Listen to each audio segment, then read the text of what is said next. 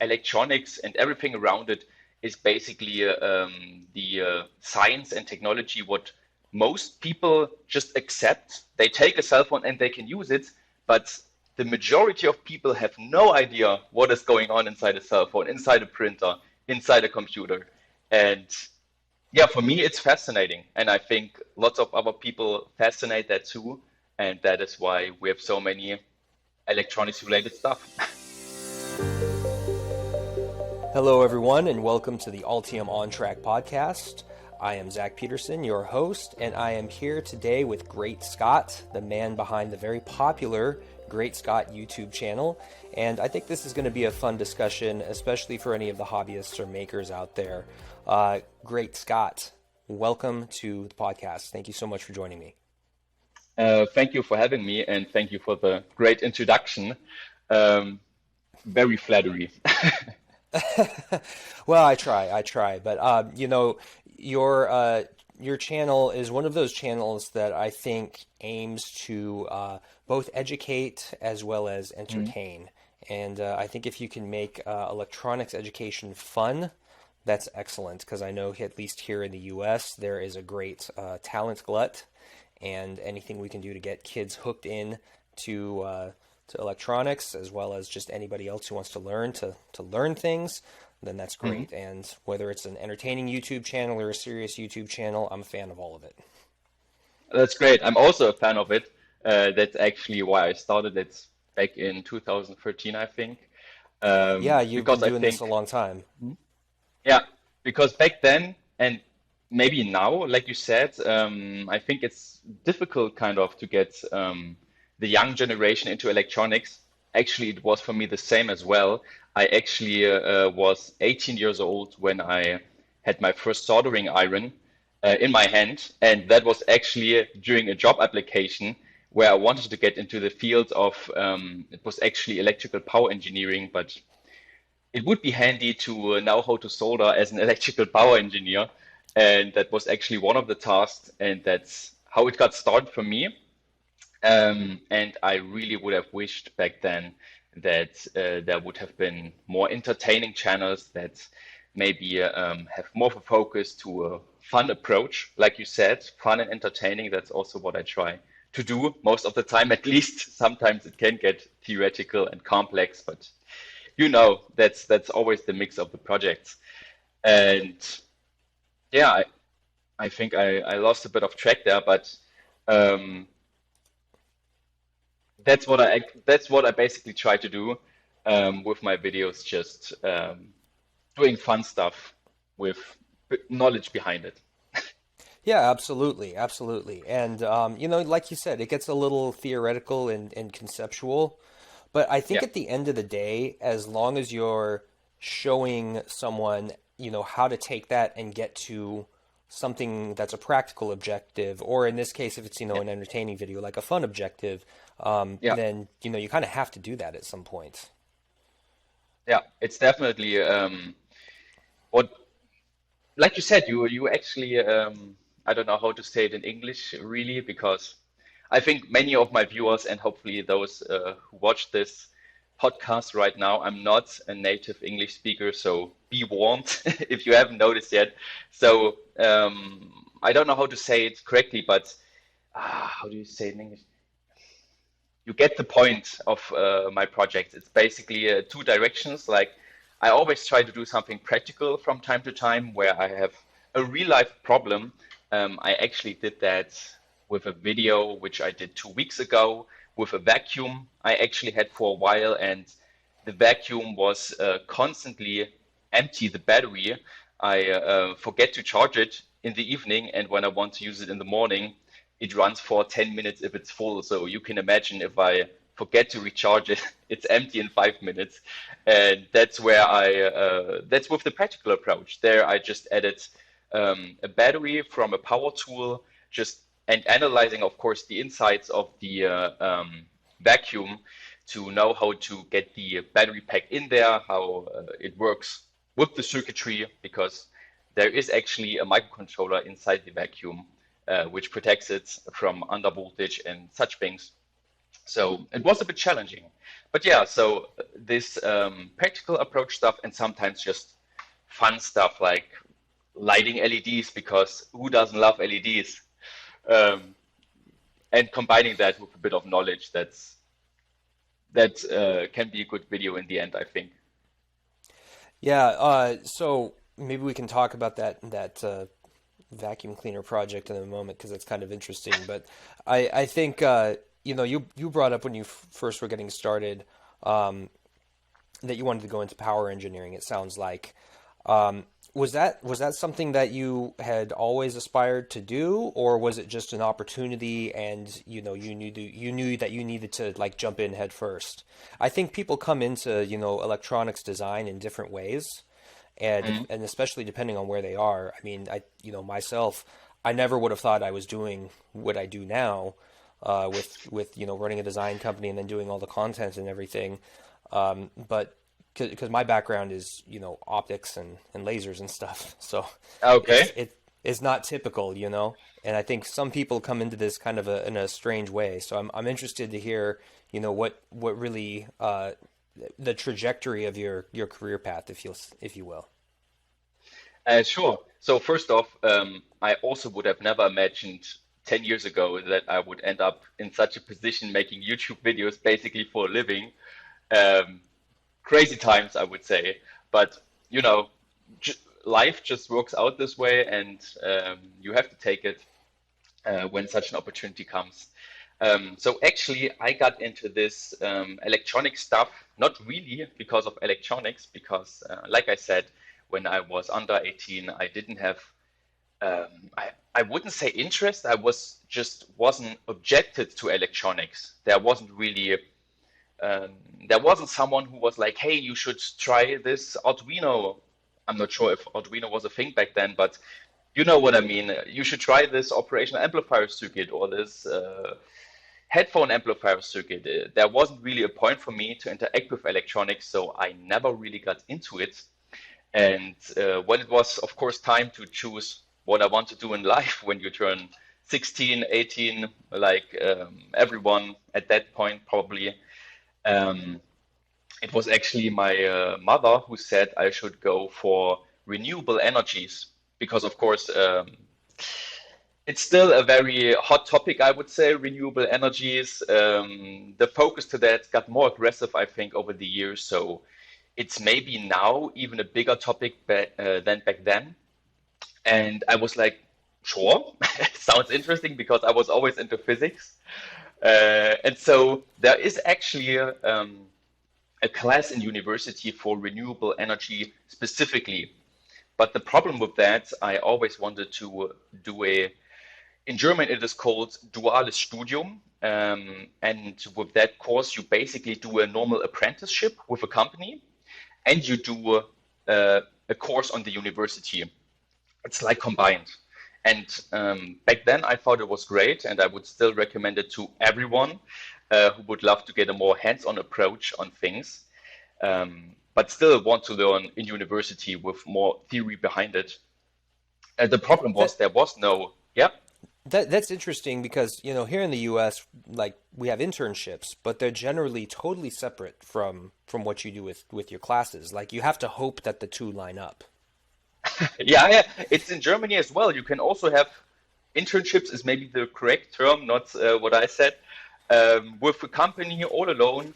And then you have these separate things, which is like in the university, you want to study, I don't know, economics or something. And this duales Studium thing is actually a great, you don't have anything like that in the US? At least when I was in school, there wasn't anything like that. Now, sometimes some companies will come and they'll, kind of direct or state what it is they would like to see from interns, and then sometimes the universities will adapt classes kind of in that direction. But Okay. I've never heard of any kind of formal program where, the electronics class and the internship are going to like totally align with each other, and you take the class just to get the internship or vice versa. Okay, it's not like that in Germany as well. It is still separate things. Like I did the first 3 years was the internship, it was always mixed. It was 1 week internship, then you go 1 week to university, and you basically do the practical stuff in the company, and then you do the theoretical stuff in university.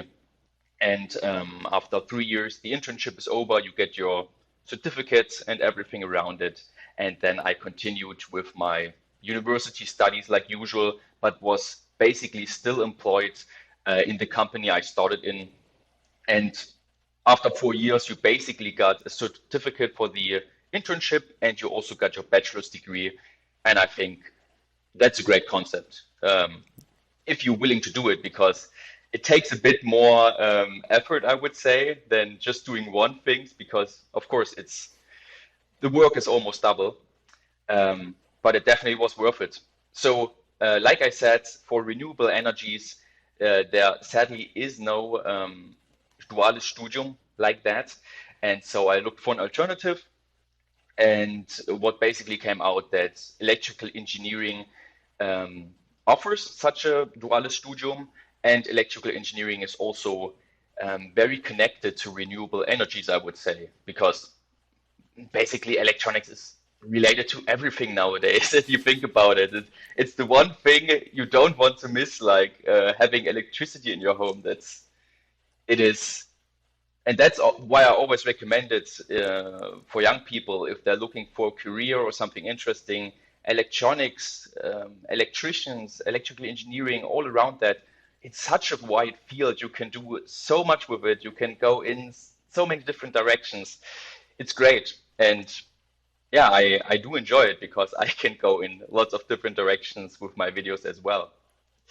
So Yeah, yeah, I think electronics is one of those things where, it happens in the background and you don't see it. It's not in your face. You interact with it, but not directly. It's always mediated by like some user interface or some application.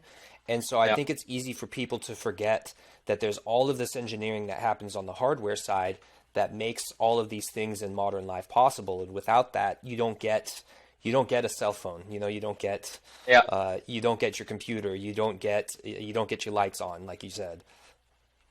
It's crazy when you think about it. I think I saw a documentary years ago, but it etched itself in my mind that electronics and everything around it is basically the science and technology what most people just accept. They take a cell phone and they can use it, but the majority of people have no idea what is going on inside a cell phone, inside a printer, inside a computer. And yeah, for me, it's fascinating. And I think lots of other people fascinate that too. And that is why we have so many electronics related stuff. Yeah, and I think because of what you just said, it's one of those things that you pick it up and you just accept that the engineering is correct and it works. I think that has contributed to the perception, and I've mentioned this before on when I was a guest on the podcast before I was actually the host. But I Okay. I think it's contributed to the perception that circuit boards are kind of like an overblown way to wire chips together, when really there's so much more engineering that goes into it to make sure that a circuit board works and that all the components on it work as you Yeah. intend. Yeah. Of course, that is more in the, I would say, advanced circuit board engineering, because for myself, I actually never learned how to properly design a circuit board or something like that. And I basically picked it up, and the first, like, it's still a work in progress, of course, with my circuit boards. Well, you can Um, never stop learning, right?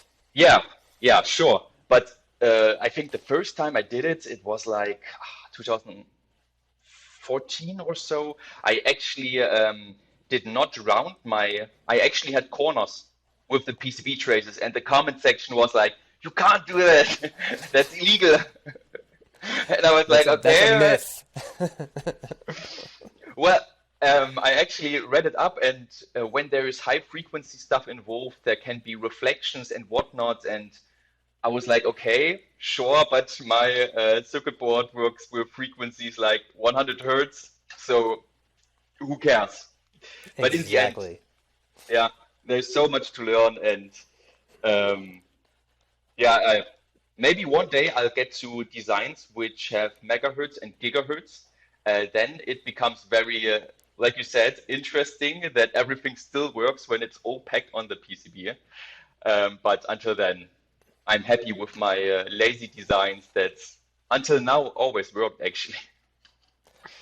My first board was not a super advanced design, and I mean, if you just say, well, it captured some data and sent it to a DAQ card, then okay, it worked. But I think even at those lower frequencies, it can still be challenging, especially if you have problems with noise or you have problems with power.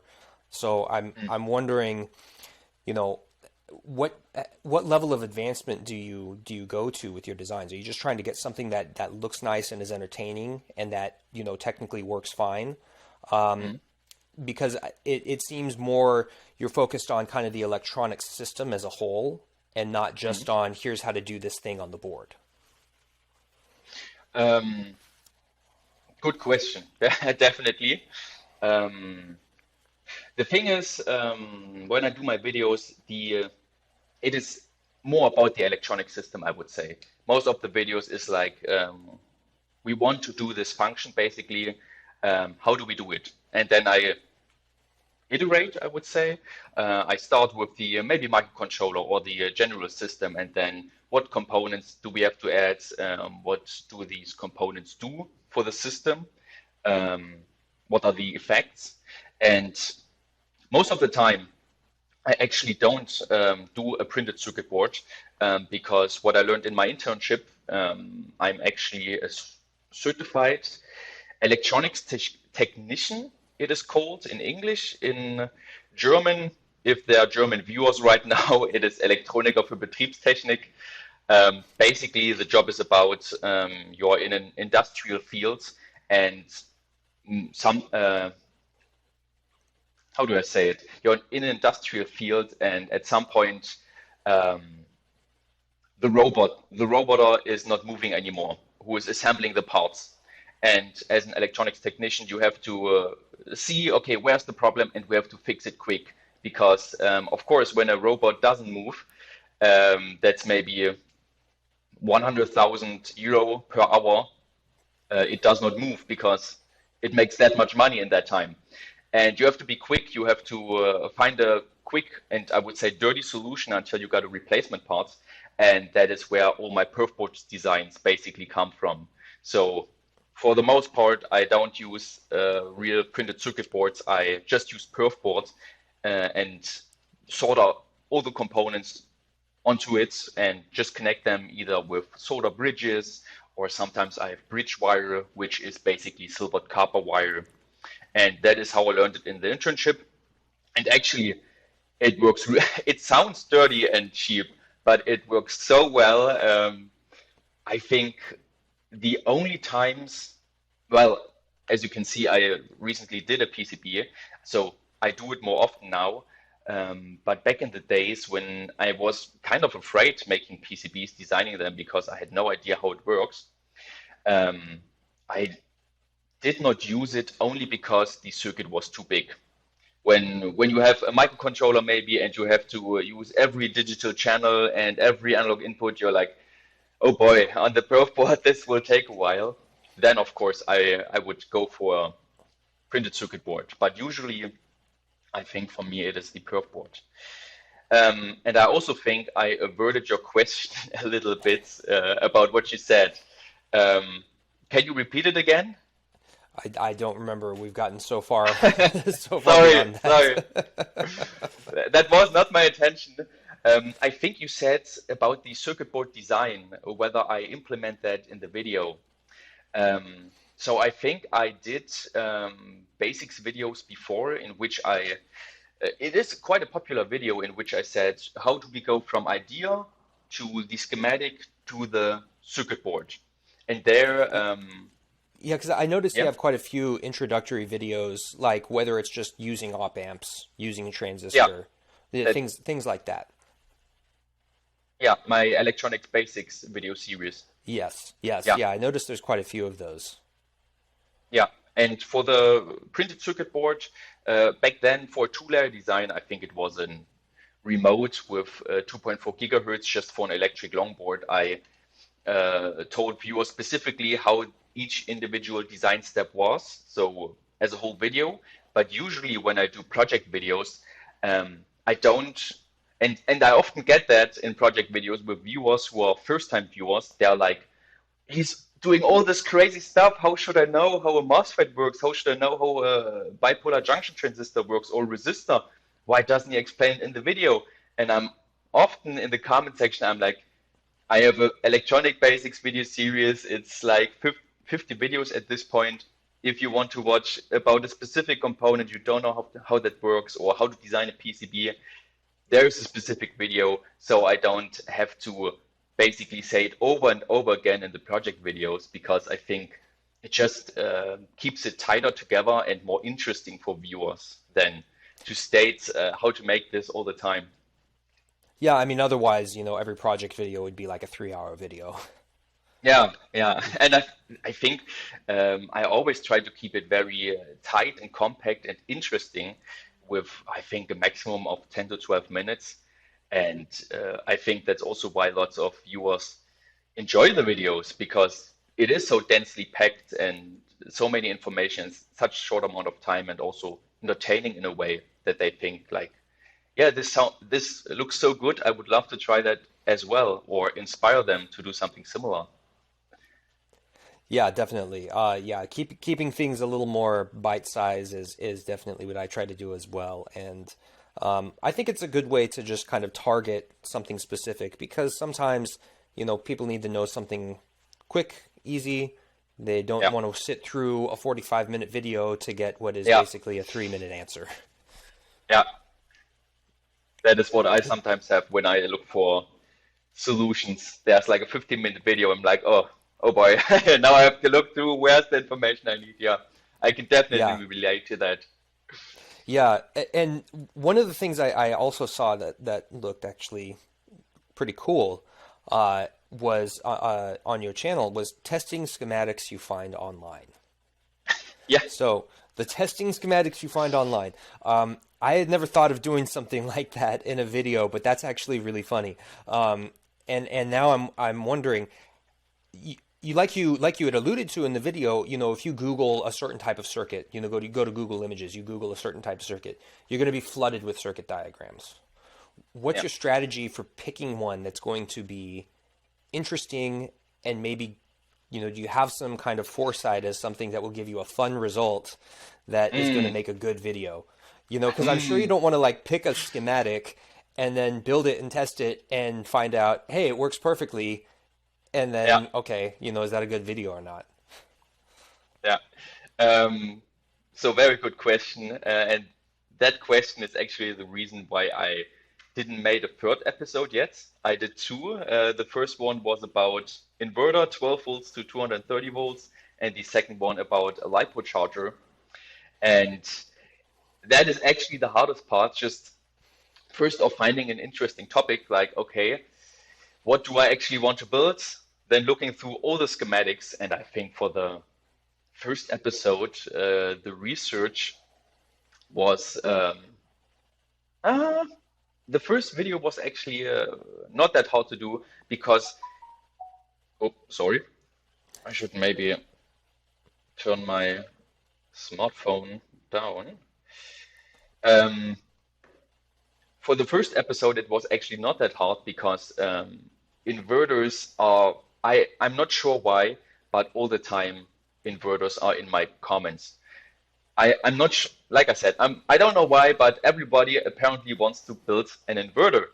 And I'm always like, it is not worth it, because an inverter, when you buy it in the store, not sure if you have one at home. No? I mean, we have a solar system on our home, and so there's an Okay. inverter in the garage. Yeah, you would definitely would not want to DIY such an inverter, or would you? You I wouldn't. mean, me personally, I would. I've never had to do an inverter, so I no, I would not go out and try and DIY an inverter Mm. just yet. I would consult with my designers that work for me, and maybe we would figure it Okay. out. But as far as just like, jumping in and doing it in an afternoon and, finding a schematic online, no, of course not. Yeah, and that's what I sometimes think when viewers write such comment. They think you have to put four MOSFETs there and then feed them with a signal, and you got a perfect inverter. And I'm like, no, it's it's a bit frustrating because an inverter, I think, when you have a battery input or a solar system or anything like that, and there goes something wrong with your inverter design, and you suddenly short that, it's not that great. I would say it's definitely a safety hazard, and then you also have to get the stable outputs. It's quite complicated, I would say. And that's why it was such a simple topic just to say, okay, this got to be funny when you find inverter schematics, because as an engineer, you know it's not that simple, and people just make it look so simple with the schematics.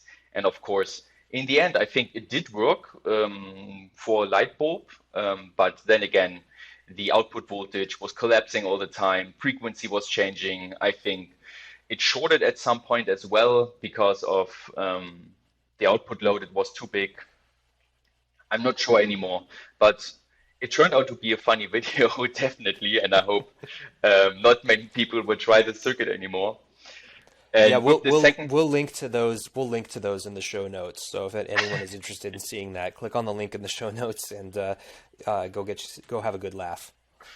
yeah, it's and the second one, that was the time it was harder because I was like, okay, what circuit do I want to do now?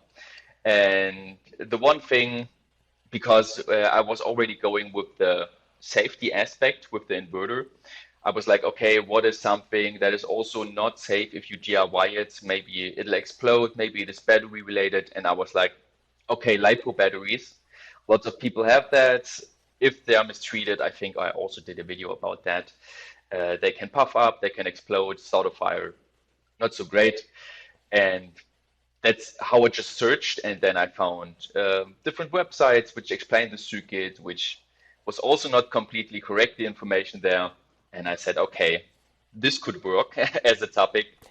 Um, but So since then, you the just knew reading from the description of maybe the website that had the schematic. You yeah, read the description and you knew, okay, this isn't going to work out. I'm going to play with this. but it wasn't as bad as the inverter, I would say. It For the most part, it was correct. It was just hiding some details, I would say, making people think it's way better than it actually is. But yeah, it did work out for the most part in the end. And at the moment, I'm not constantly looking for a new topic in that series. I actually thought about free energy schematic circuit designs because there's I did it before actually with a Bedini motor and oh, what was it? Bedini motor, and I think the fan where you put magnets on the fan and then you put another magnet close to it and it rotates forever. It is one of my most watched videos, I think, with 4 million views or something like that. Um, so, but that of course didn't stop people from making more videos like this. And I think about 3 months ago, I found a new YouTube channel which is only about free energy, and there is so much crazy stuff on there. I was like, oh boy, and it has million views. That's the worst. And the nowadays you can't see the dislikes anymore, but there are so many Hmm. thumbs up, and I was like, oh, do people really believe this? It's like, but of course you got Electro Boom for that as well. He debunks lots of those. But I think if one day I do another video about that, it will not hurt, I think. No, I think it's good to to do content that actually approaches that in a fun and engaging way, but really nicely communicates the point that, Yeah. this is pseudoscience or this isn't going to work or this is unsafe, whatever the end point is, somebody has to do it. So that's actually cool that you're actually going out and doing that. Yeah, maybe one day we will see. So hey, somebody's got to do it, right? Yeah. But Electro Boom is doing a pretty good job at it, so. But I think he will like it if I put my head into the ring as well for that kind of content. I will see. Yeah, definitely. And then you mentioned the DIY or buy series, kind Yeah. of when I brought up the testing schematics you find online. So the DIY or buy, what kind of things are you inspired to look at and compare when you do like a DIY or buy type of series? Is it based on stuff that you have the capacity to build yourself? Because like I noticed that you did one like with a water pump. That's just kind of one Mm, example. But yeah. how do you pick those projects? So the water pump was definitely a big fail, I would say. Not sure if you watched the video completely. Um, Well, you've got a that's lot of videos, to be fair, so I haven't yeah, seen all of them. But I noticed one that there was a water pump, and I wanted to click on it. yeah. That was definitely a video with a problem of time budget, I would say, because in the end it didn't work out. The plastic axle was just too weak. It was rotating for a bit and then snapped right off. Yeah. And I was like, oh boy, I spent already 60 hours on the topic trying to get something to work, and suddenly it breaks. In the end, I had to end it there. Viewers didn't really like that, but um, in the end, as a content creator, I do 3 videos in 3 weeks, and then I do a 1 week break. And like I said, if I spend 60 hours on this one thing and it didn't work out, I have to do something with it. Otherwise, it wouldn't work out with the release schedule. So, not the best positive example of the series, but in the end, DIY or Buy is a pretty popular series from me, I would say. Lots of viewers enjoy it, and I actually do so too. I'm currently planning a new one. The product I want to DIY is actually on the way. Um, I'll do a bit of spoiler here. I'll tell you. The Yeah, I thing was gonna is, say, are you gonna tease us with the actual thing that you're building? I'm not sure if it's gonna work out, but you're probably aware of the Fire TV sticks from Amazon. Yeah, I actually have one on my old TV. Now they're built into smart TVs, but yeah, I Okay. had one. I think I got it like 5 or 6 years ago for an old TV before, smart TVs became much more affordable. Yeah, and that's also why I have like two or something like that. Uh, Work like a treat, but there's one problem because I'm actually always too lazy to use an AC outlet with a proper 5-volt USB power supply. I just plug it in a USB port of the TV, but then there's always the error message sometimes.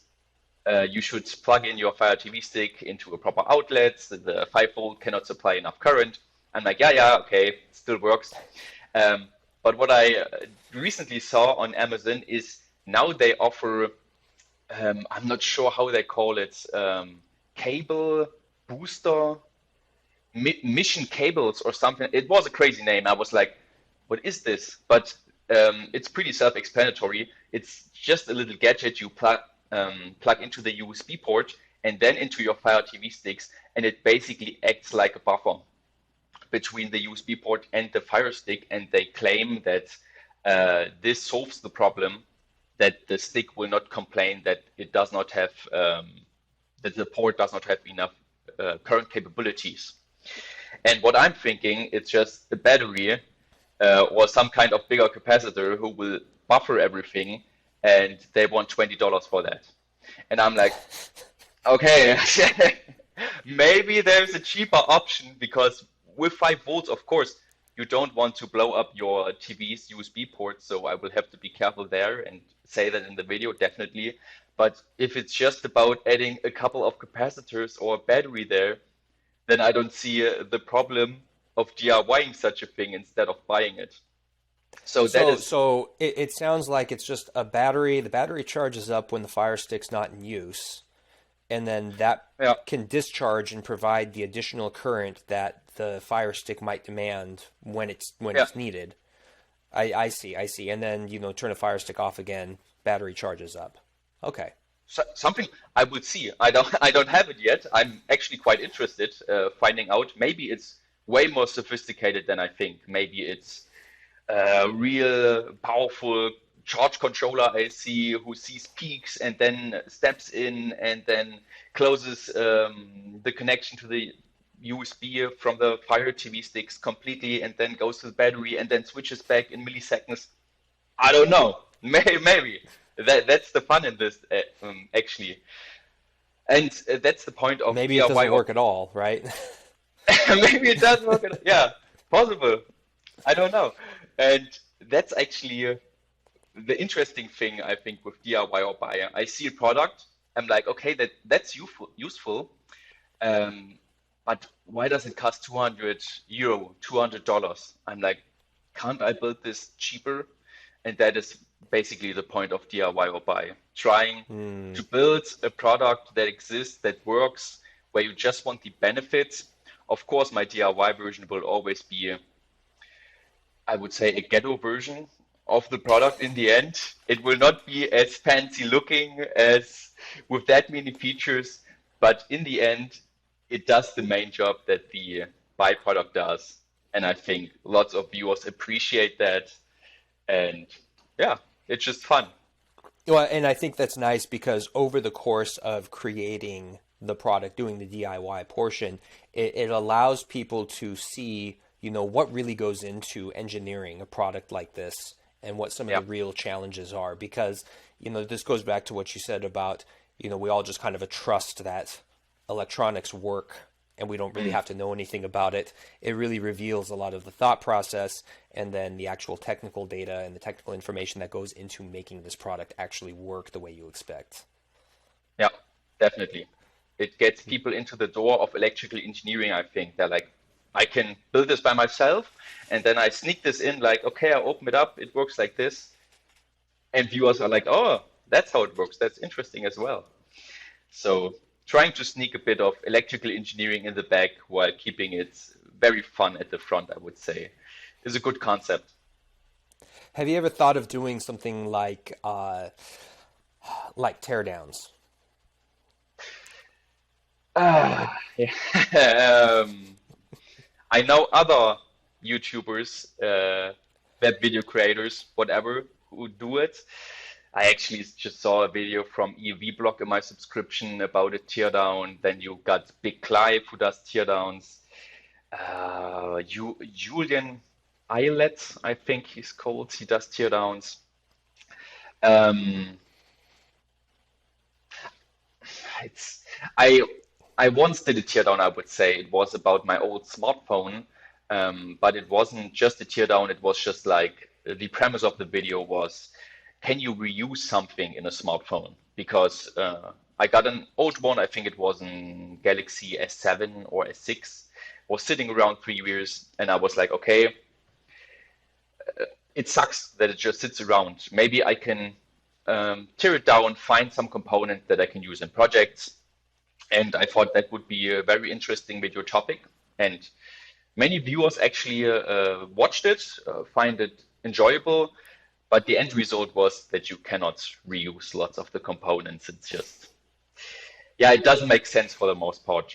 And teardowns, I think, just solely teardowns, um, I don't think it's that much fun actually. With my videos, I always try to do something new, unique, something practical. And teardowns, it just don't fits for me. Maybe, That's fair. I think it gets a little product focused too. yeah, Like the people who are going to watch are just people who are looking to buy something. well, yeah, sort of. I would think it's a mixture of maybe people who want to buy and more of those hardcore electronics nerds who are more like, okay, I want to see how this is developed, because that's the big attraction point for me actually. When I see a big Clive teardown, I'm like, okay, how does this work? I click on it and he tears it down with a schematic usually. So I don't want to say that there is lots of knowledge involved and you get a lot out of it. So big respect to those. But for me, at the moment, it's just not my style. But who knows? Years ago, my style was also different from the videos I do now. So maybe in 5 years, I do teardowns. I don't know. Well, if people start leaving a lot of comments for teardowns, I guess you're going to have to, right? Yeah, I often try to take viewer feedback. I actually read all the comments underneath my videos, and I have a long to-do list with things people shout out, and I think like, okay, that's a good idea.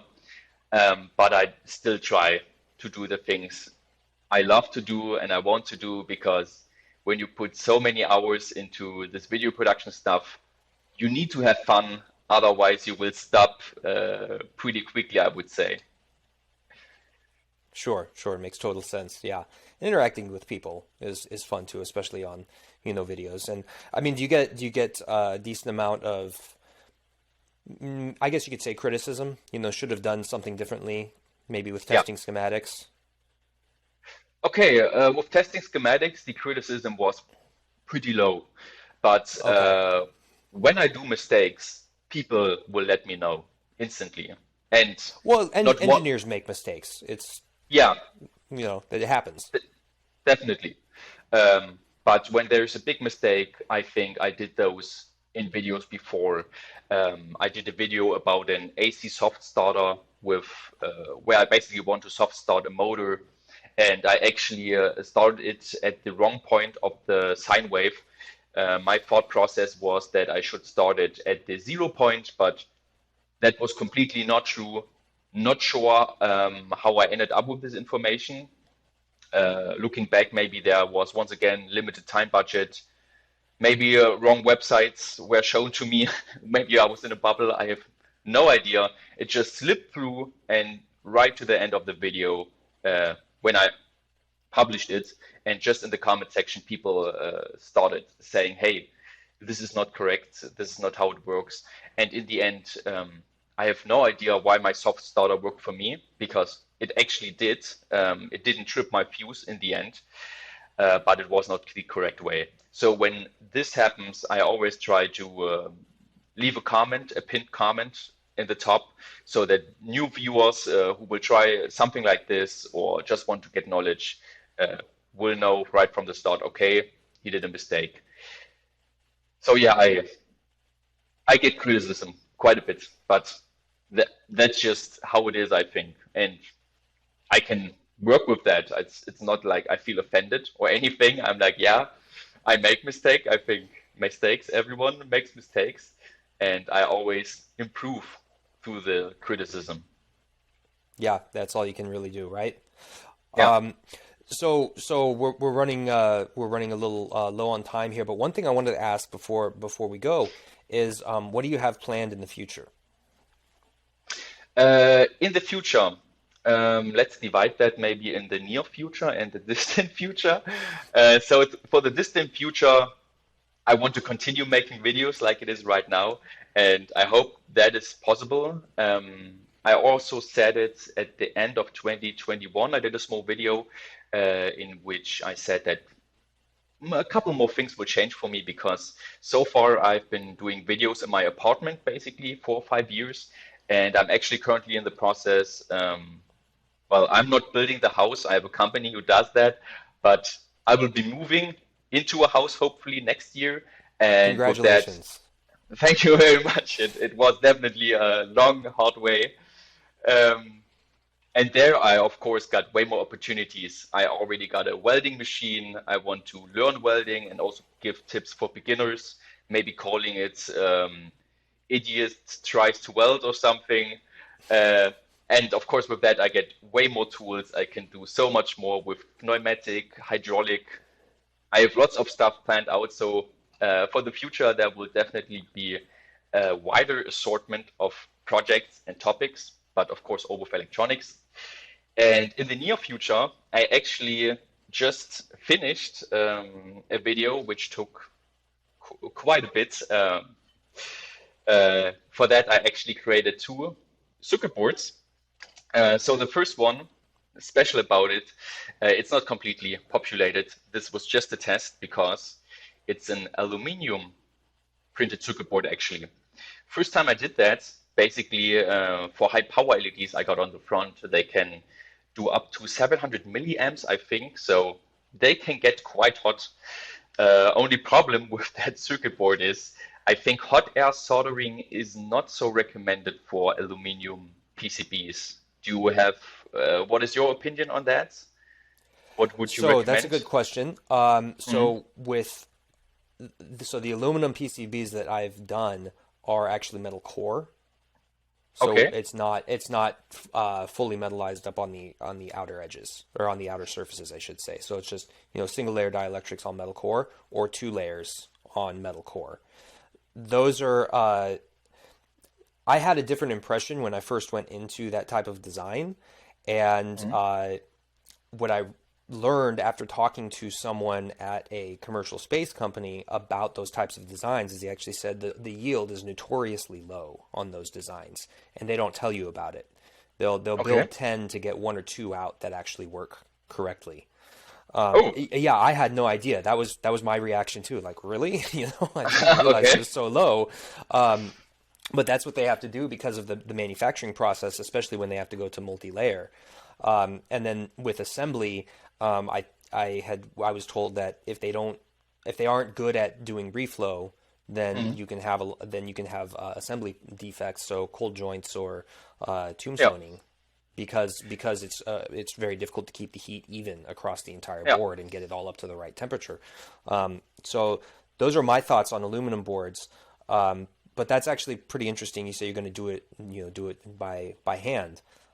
So Yeah. I'd actually be interested to see that.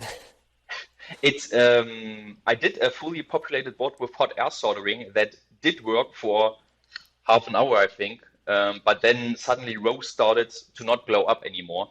And the problem is, like you said, cold solder joints. I was able to just use a bit of force and then push the LEDs off. And I was like, okay, that didn't reflow properly. So one of the things I'm currently working on is instead of such hot air soldering, which you do from the top, I'm actually working on a hot plate solution. So I want to see how well that works because that way I think it just makes more sense when you heat it up completely from the back. You got the aluminum, everything hot, then it has to reflow properly. That is at least my thought process on that. Yeah, Um, I would think with an aluminum board, yeah, it would be much easier to implement that kind of solution compared to like if you had just a typical FR4 board, yeah, because then you have to transfer it with an FR4 board and you don't have a lot of copper on the outside. You'd have to ensure that the heat transfers evenly between the entire PCB, and it's going to really depend heavily on the distribution of copper. yeah. So Yeah. I will see how it turns out. Future videos if you're interested. And Yeah, definitely. the other thing is basically goes hand in hand. This is just the driver board for the LEDs. So the simple stuff, I would say. Arduino microcontroller, my favorite. I know how it works. I know how to control the timers, and that's really all I need. So basically, using 60 kilohertz to drive four LED channels, and then we got LED channels here. We got pretty interesting. How do I say it? Power electronic circuits. I would say it's like small switch mode power supplies, which basically take 4.5 to 60 volts and turn it into a constant current of 300 to 450 milliamps. And you can pulse it as well with the frequency I just said. And yeah, that's just the driver board. So these two will go hand in hand. And viewers can watch it hopefully on February the 20th. It should come out. Okay, Yeah. great. Okay, great. So anyone who's interested in watching that, go into the show notes, click on the link to the GreatScott YouTube channel, click subscribe, and you'll be able to see all of that, all of those videos. Great Scott, that's who's here talking with us today. Thank you so much. This has been a really interesting discussion, and I hope the audience goes and subscribes to you on YouTube and watches some of your great videos. Thank you so much. Thank you for having me. Absolutely. And to everyone out there watching today, don't stop learning, stay on track, and stay tuned for the next episode.